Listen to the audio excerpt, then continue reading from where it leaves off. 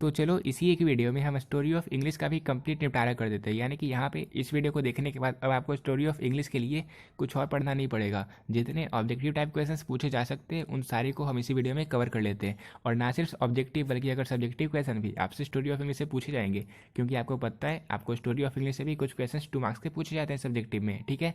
तो उन सभी को भी आप इजीली सॉल्व कर सको, मैं उस तरीके से आपको बिल्कुल बेसिक तरीके से आपको बताने की कोशिश करूँगा। जैसे इंग्लिश की शुरुआत कहाँ से हुई थी, इसके कितने डायलेक्ट हैं, इसके अलावा मिडिल इंग्लिश क्या है, मॉडर्न इंग्लिश क्या है, इसकी शुरुआत कब हुई थी, मतलब पॉइंट वाइज हम सारी चीज़ों को कवर करने की कोशिश करेंगे।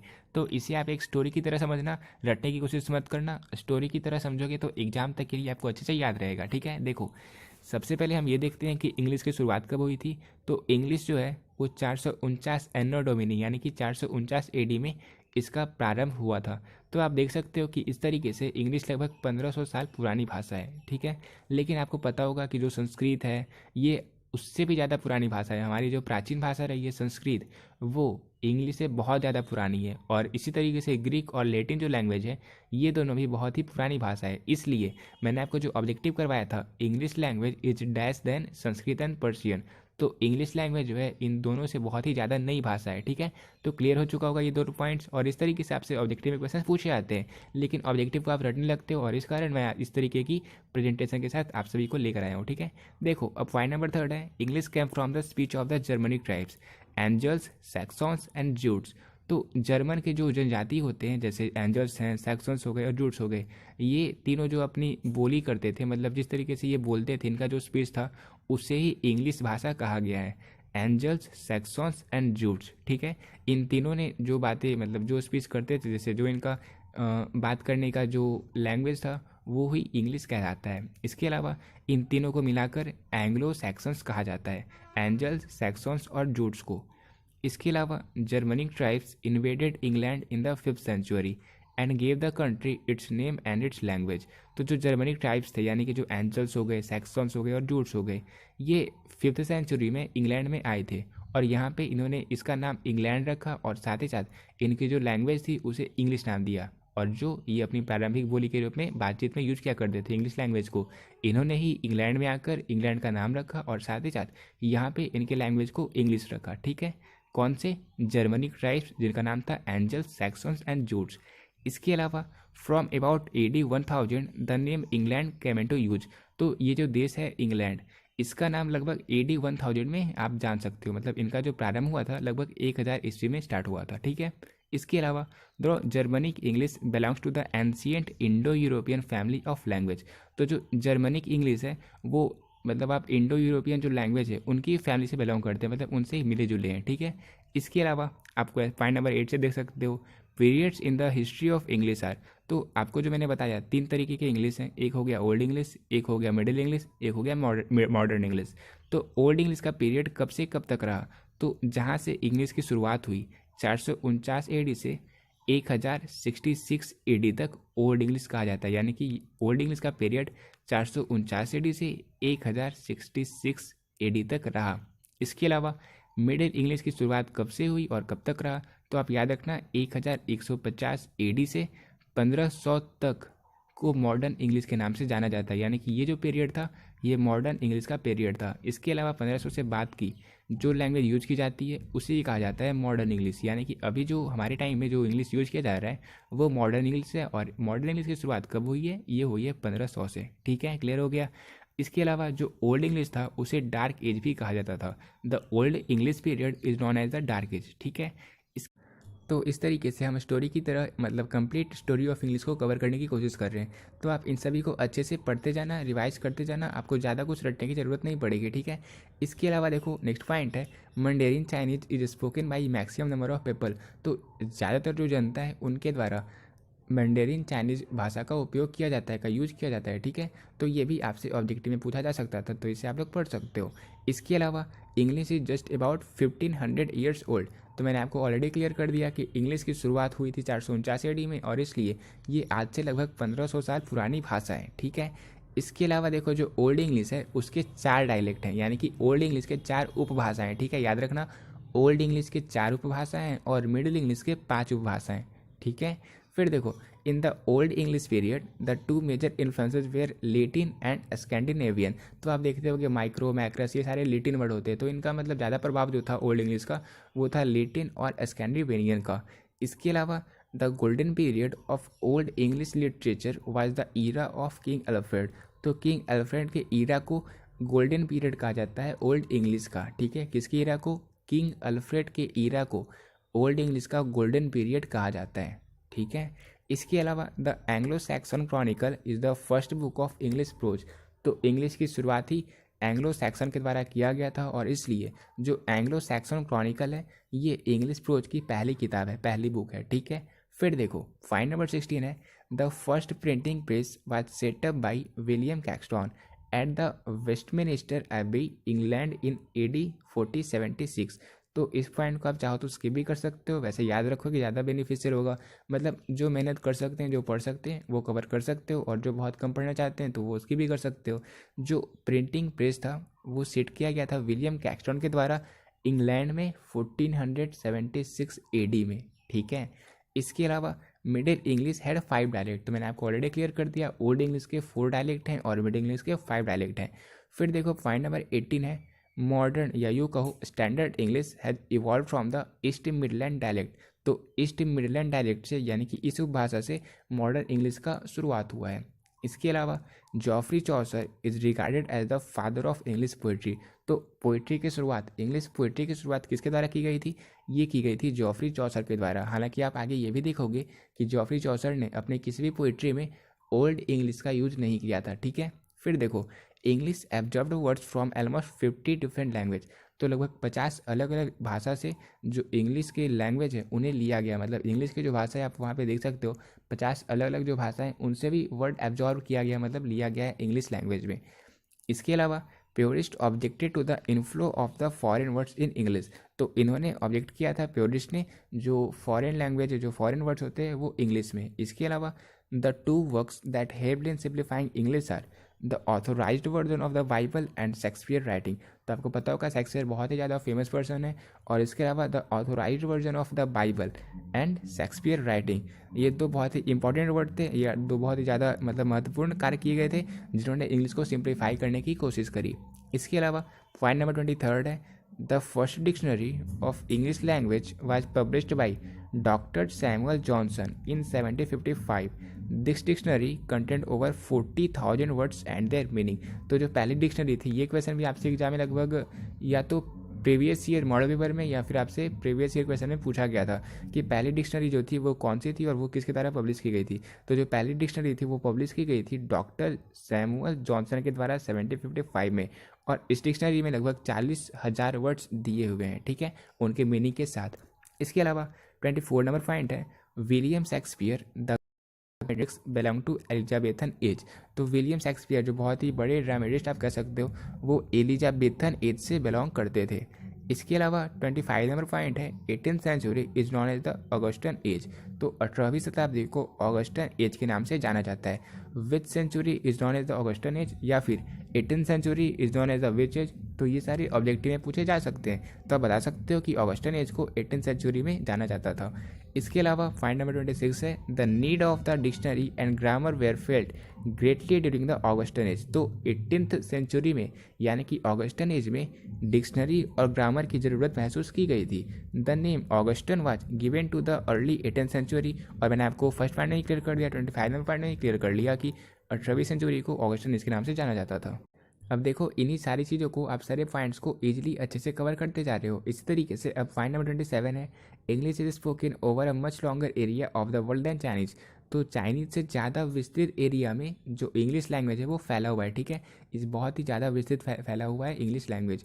इसके अलावा English is a window to the world. तो आप सभी को पता है, आप किसी भी स्टेट में चले जाओ, किसी भी कंट्री में चले जाओ, अगर आप इंग्लिश लैंग्वेज जानते हो तो आप उन सभी से कम्युनिकेट इजीली तरीके से कर सकते हो, and that is why English is a window to the world. इसके अलावा चाइना में इंग्लिश जो है उसे सेकंड मान्यता दी गई है, मतलब लैंग्वेज की सेकंड मान्यता चाइना में दी गई है इंग्लिश को, ठीक है। फिर आप देख सकते हो English is the language of international trade and commerce. तो इंटरनेशनल ट्रेड के लिए, कॉमर्स के लिए हम इंग्लिश लैंग्वेज का यूज़ करते हैं, क्योंकि ये एक जनरल भाषा है, ये लगभग सारे कंट्री में, सारे देश में यूज़ किया जाता है, ठीक है। इसलिए हम इंग्लिश का यूज़ करते हैं इन सभी में, ट्रेड में, कॉमर्स में, जो भी हम इंटरनेशनल ट्रेड करते हैं, कॉमर्स करते हैं, तो वहाँ पे हम इंग्लिश वर्ड का यूज़ करते हैं। फिर इसके बाद है the Geoffrey Chaucer did not use the old English in his poetic words. तो मैंने आपको बताया था जॉफ्री चौसर ने अपने पोइटिक वर्ड्स में कभी भी ओल्ड इंग्लिश का यूज़ नहीं किया। वही पॉइंट्स यहाँ पे दिया हुआ है, मैंने आपको पहले बताया था, आपको याद होगा, नहीं याद होगा तो आप बस 1 मिनट पहले की वीडियो देखो, आपको क्लियर हो जाएगा, ठीक है। इस तरीके से आपके जो कॉन्सेप्ट बनते जा रहे हैं, कॉन्सेप्ट को आप टूटने मत देना, इन्हें कंटिन्यूसली आप समझते जाओ, ठीक है।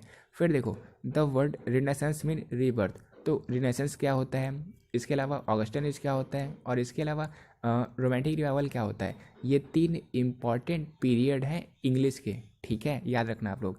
रेनेसेंस का क्या मतलब होता है, इसका मतलब होता है रीबर्थ, और मैंने आपको बता रखा है इस सेंचुरी को कैसे कहा जाता था, ऑगस्टन एज। और इसके अलावा रोमांटिक रिवाइवल किससे संबंधित है, तो वो आपको पता होगा, जो बच्चे मतलब 90+ लाने के लिए पढ़ रहे थे, अच्छी चीज़ों को पढ़ चुके होंगे, उन्हें पता होगा कितना इंपॉर्टेंट है ये सारी चीज़ें जो मैं आपको कवर करवा रहा हूँ।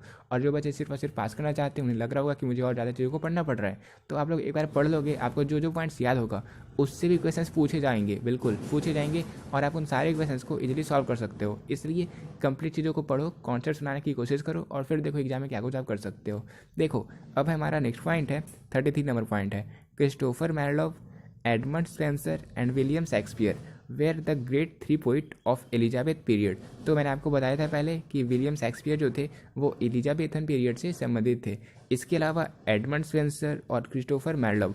अब क्रिस्टोफर मैरलोव क्या थे, तो ये एक लिरिक पोइट थे, ठीक है। तो ये तीनों जो है, ये तीनों एलिजाबेथ पीरियड से संबंधित थे। अब आपसे शॉर्ट में पूछा जा सकता है कि किसी इन तीनों का नाम बताओ जो एलिजाबेथ पीरियड से संबंधित थे, तो आप इन तीनों का नाम भी बता सकते हो, या कि ऑब्जेक्टिव में भी पूछा जा सकता है कि इनमें से कौन से एलिजाबेथ पीरियड से संबंधित नहीं है। इन तीनों का नाम हो सकता है, किसी और का नाम हो सकता है दूसरा, तो आप उससे आंसर कर सकते हो, ठीक है। फिर देखो फाइंड नंबर 34 है, Christopher Marlowe was basically a lyric poet. तो ये तो मैंने आपको क्लियर कर ही दिया कि जो क्रिस्टोफर मैरलोव थे वो एक लिरिक पोइट थे।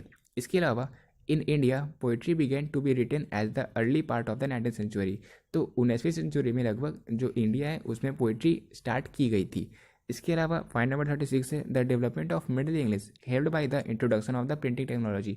तो ये मैंने आपको ऑब्जेक्टिव में कब करवाया था, मैंने आपको बताया था कि जो प्रिंटिंग टेक्नोलॉजी है उसके इंट्रोडक्शन से, यानी कि उसके आने से मिडिल इंग्लिश की डेवलपमेंट, इसका विकास अच्छे तरीके से हो पाया था, ठीक है। तो इस तरीके से आप देख रहे हो कि कितने सारे ऑब्जेक्टिव क्वेश्चंस आप सॉल्व कर सकते हो इजीली। ये सारे पॉइंट्स मतलब अगर मैं आपको ऑब्जेक्टिव में करवाता तो आपको सारे क्वेश्चंस को रटना पड़ जाता, लेकिन यहाँ पे मैं आपके कॉन्सेप्ट क्लियर करते करते बता रहा हूँ, तो आप एक स्टोरी की तरह इन सभी को कंप्लीट करते जा रहे हो। फिर देखो जो मैंने आपको 3 वर्ड बताए थे, एक मैंने आपको बताया था रेनेसेंस, एक मैंने आपको बताया था ऑगस्टन एज जो कि 18th सेंचुरी को कहा जाता है, और इसके अलावा एक होता है रोमांटिक रिवाइवल। तो रोमांटिक रिवाइवल जो है वो किससे एसोसिएटेड है, तो ये विलियम वर्ड्सवर्थ से एसोसिएटेड है। आप देख सकते हो ये सारे जो पॉइंट है आपसे एग्जाम में पूछे जाते हैं, ये सारे क्वेश्चन पूछे जाते हैं और आप इन्हें ईजिली सॉल्व कर सकते हो। रोमांटिक रिवाइवल जो है वो विलियम वर्ड्सवर्थ से संबंधित है। इसके अलावा ऑगस्टन एज को 18th सेंचुरी को कहा जाता है ऑगस्टन एज, और इसके अलावा जो रेनेसेंस है उसका अर्थ होता है रीबर्थ, ठीक है। तो ये जो मेजर इंग्लिश के जो 3 पीरियड थे उन्हें मैंने क्लियर कर दिया। इसके अलावा अब देखो हमारा नेक्स्ट पॉइंट है, Henry Louis Vivian Derozio is the father of Indian English poetry. तो इंडियन इंग्लिश पोइट्री के पितामह के फादर किन्हें कहा जाता है, तो ये कहा जाता है हेनरी लुइस विवियन डेरोजियो। आप बस ये याद रख लो हेनरी, या कुछ भी आप एक वर्ड याद कर लो ताकि आप एग्जाम में क्वेश्चन पूछे जाएँ तो आप लोग इन्हें ईजिली सॉल्व कर सको, ठीक है। तो हेनरी जो थे उन्होंने इंडियन इंग्लिश पोइट्री के फादर उन्हें कहा जाता है। फिर देखो नेक्स्ट पॉइंट है, जो ड्रामा वर्ड है ये कहाँ से लिया गया, तो ये ग्रीक वर्ड है, ठीक है। जिस तरीके से माइक्रो मैक्रोस लेटिन वर्ड होते हैं उसी तरीके से जो ड्रामा है वो एक ग्रीक वर्ड है। अब देखो ड्रामा का मतलब क्या होता है, ड्रामा का मतलब होता है थिंग्स टू बी डन, जो मतलब कार्य जो उसे कर दिया, थिंग्स डन को हम कहते हैं ड्रामा। ड्रामा का ये बेसिकली अर्थ होता है, जो ग्रीक लैंग्वेज है, जो ग्रीक वर्ड है ड्रामा, इसका अर्थ होता है थिंग्स डन। इसके अलावा drama offer us a direct presentation of its imaginative reality. तो जो हमारी रियलिटी होती है, मतलब जो हमारी इमेजिनेशन होती है उसकी रियलिटी को शो करने का कार्य करता है ड्रामा। आप ड्रामा देख चुके होगे, अब कहीं कहीं आपने देखा होगा ड्रामा जो होता है, जैसे आपने चैप्टर ही पढ़ा होगा कोई ड्रामा का चैप्टर, तो आपको क्लियरली पता चल चुका होगा कि drama offer us a direct presentation of its imaginative reality. इसके अलावा जो पहली कॉमेडी थी, जो पहली इंग्लिश कॉमेडी थी, उसका नाम था रोस्टर रोस्टर, और इसे लिखा गया था निकोलस उडल के द्वारा। पहला जो हमारा कॉमेडी है इंग्लिश लैंग्वेज में वो था रोस्टर रोस्टर, और इसे लिखा गया था निकोलस उडल के द्वारा। अब देखो स्टोरी ऑफ इंग्लिश के कुछ और पॉइंट्स को आप लोग अच्छे से पढ़ सकते हो, अगर आप चाहो तो कर सकते हो, अदरवाइज अगर आपकी कैपेसिटी उतनी है नहीं तो आप चाहो तो स्किप भी कर सकते हो, क्योंकि पॉइंट नंबर 43 से पॉइंट नंबर 49 तक आपके एग्जाम में बहुत ही कम बार पूछे गए हैं। ठीक है, देखो पहली इंग्लिश ट्रेजेडी कौन सी थी?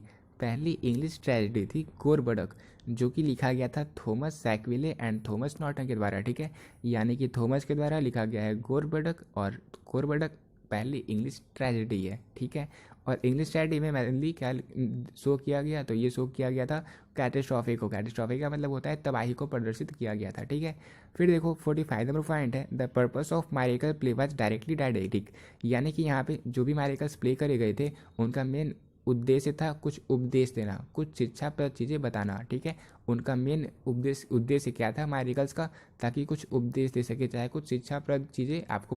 इसके अलावा जो हमने शेक्सपियर की चर्चा की थी, तो शेक्सपियर ने जितने भी अपनी रचनाएं की है उन सभी में मनुष्य को, इंसान को उन्होंने अपनी मतलब उन पर जोर देते हुए, उन्हें अपने आकर्षण का केंद्र बनाते हुए उन्होंने अपनी रचनाएं को करी थी। ठीक है, शेक्सपियर ने। इसके अलावा जो टी.एस. इलियट थे, मैंने आपको ऑब्जेक्टिव में करवाया था, टी.एस. इलियट 20वीं सेंचुरी के पोइट थे, और टी.एस. इलियट जो है उन्होंने वर्ड्स ड्रामा के ट्रेडिशन को कंटिन्यू करा था। ठीक है, इसके अलावा नॉवल जो होता है वो क्या होता है? तो वो विटल रिकॉर्ड होता है, जो हम देखते हैं, जो हम फील करते हैं, जो हम सोचते हैं, जो हम ज़िंदगी से सीखते हैं, उन सभी का एक विटल रिकॉर्ड होता है नॉवल। ठीक है, नॉवल बहुत बड़ा होता है, आपको पता होगा, आपने मे भी डेविड कॉपरफील्ड वगैरह इतने सारे, जैसे गुलिवर्स ट्रेवल्स आपने पढ़ाई होगा 10th क्लास में। ठीक है, अगर आप सीबीएसई बोर्ड से थे तो ये सारे नॉवल होते हैं। Richardson is called the father of modern novel. तो देखो मॉडर्न नॉवल के पितामह किन्हें जाना जाता है?